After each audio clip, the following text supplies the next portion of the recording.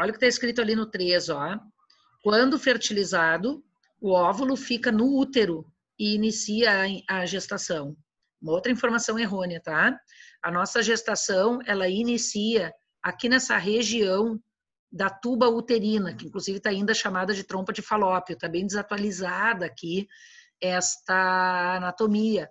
Hoje até pode ser trompa de falópio, mas a gente não usa mais esse nome. A gente usa tuba uterina ou oviduto.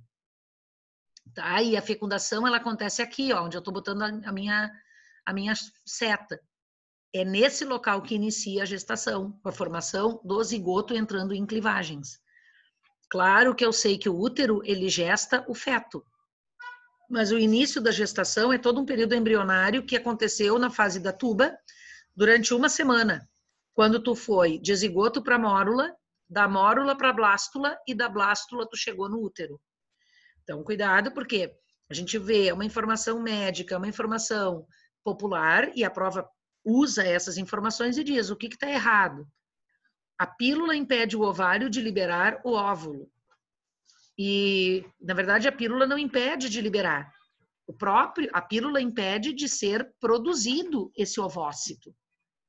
Né? Na verdade, assim, não é a pílula que vai lá no ovário e diz, não vai liberar.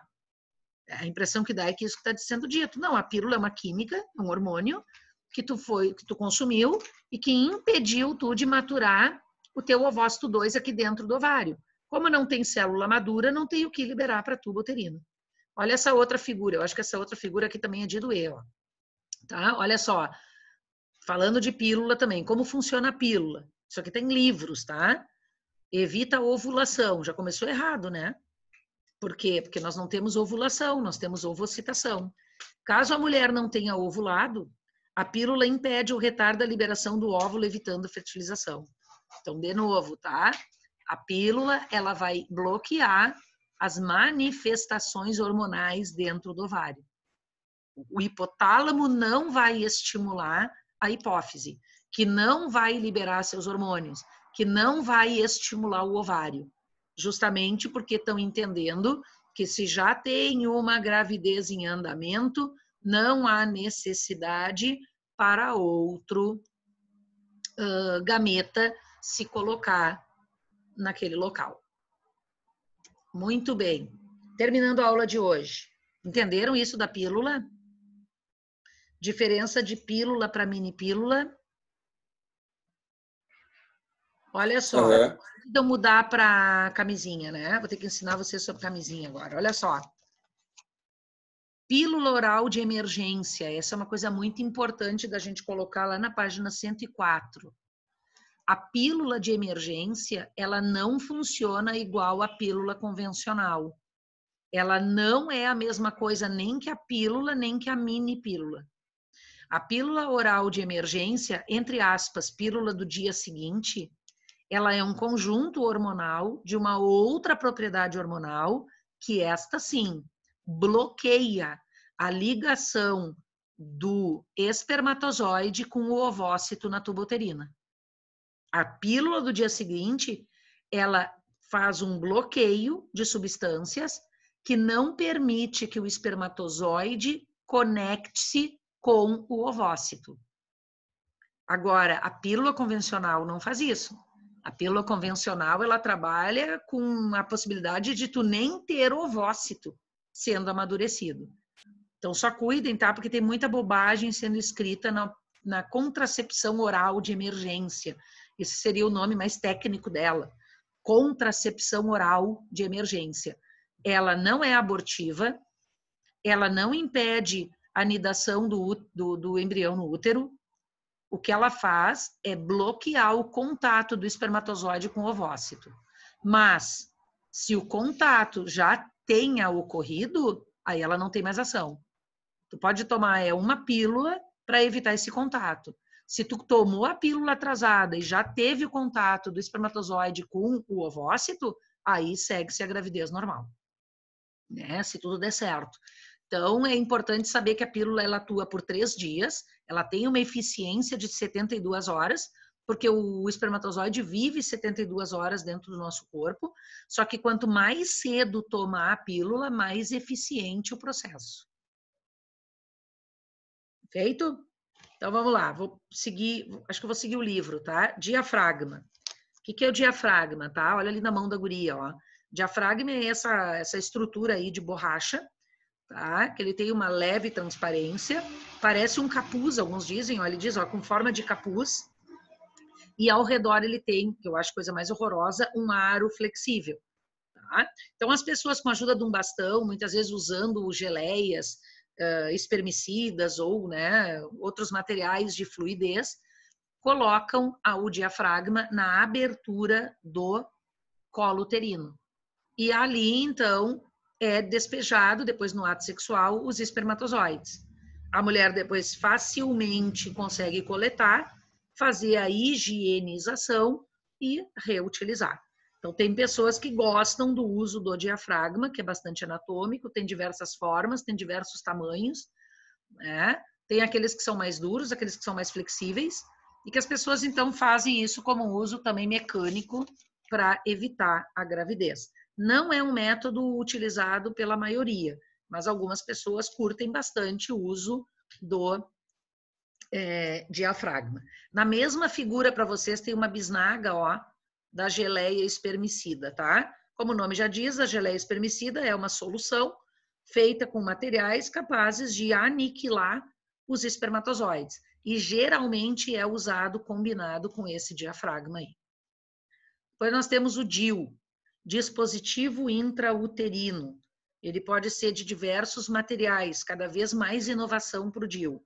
Os que eu trago aqui para vocês no livro são o de plástico e o de metal, que são introduzidos por um médico lá dentro da cavidade gestacional, lá dentro da cavidade uterina.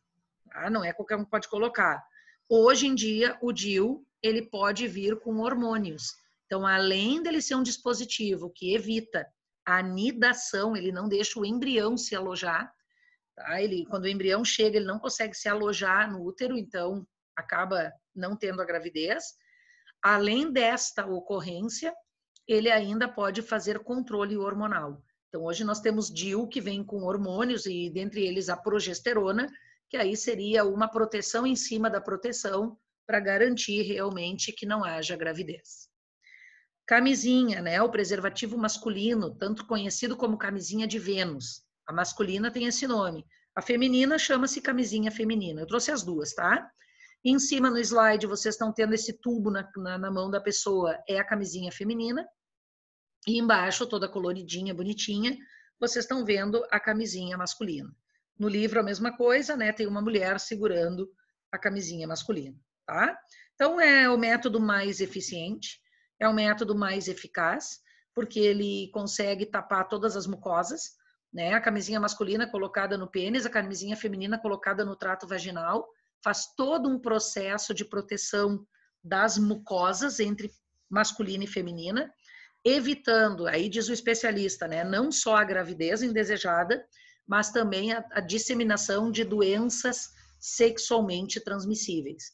Então, evitaria aí a disseminação de outros problemas maiores, tanto a masculina quanto a feminina.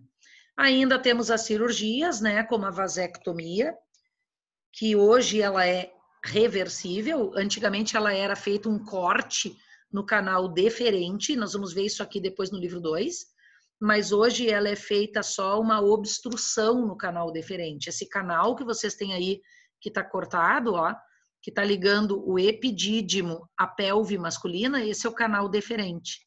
Então, hoje não é mais cortado, ele apenas é obstruído, por isso que é uma esterilização que pode, dependendo do desejo da pessoa, ser reversível. E cuidado, porque o homem que faz vasectomia, ele continua produzindo espermatozoides.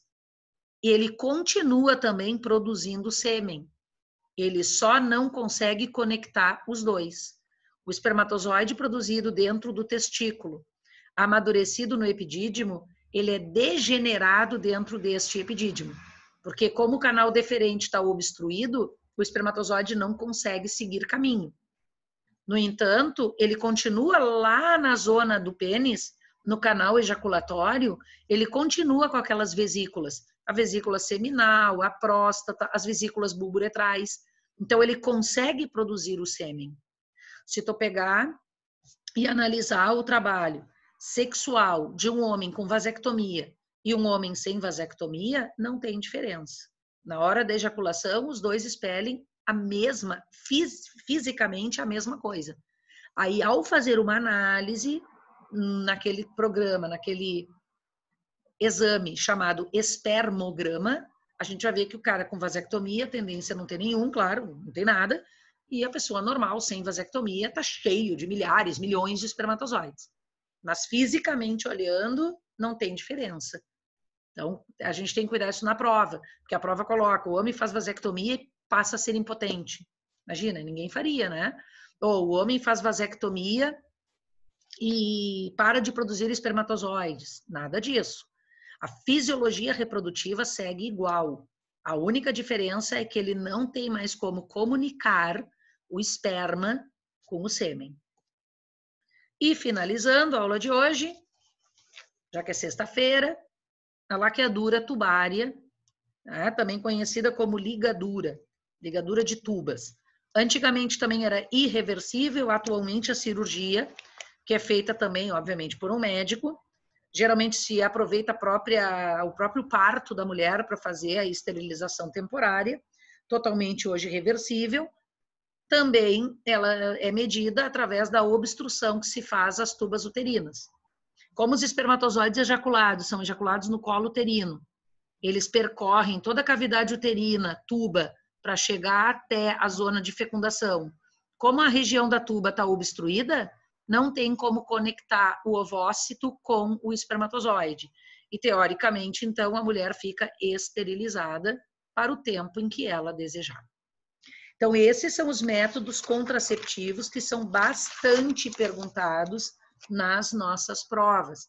E quando são perguntados aí nas nossas provas, até muitas vezes com um certo aí requinte, né? Vamos ver se já saiu meu vermelhão. Com um certo requinte aí de curiosidades, né? Que eles gostam de colocar na prova pra gente. Certo? Então, para hoje é isso. Semana que vem estamos na página 105.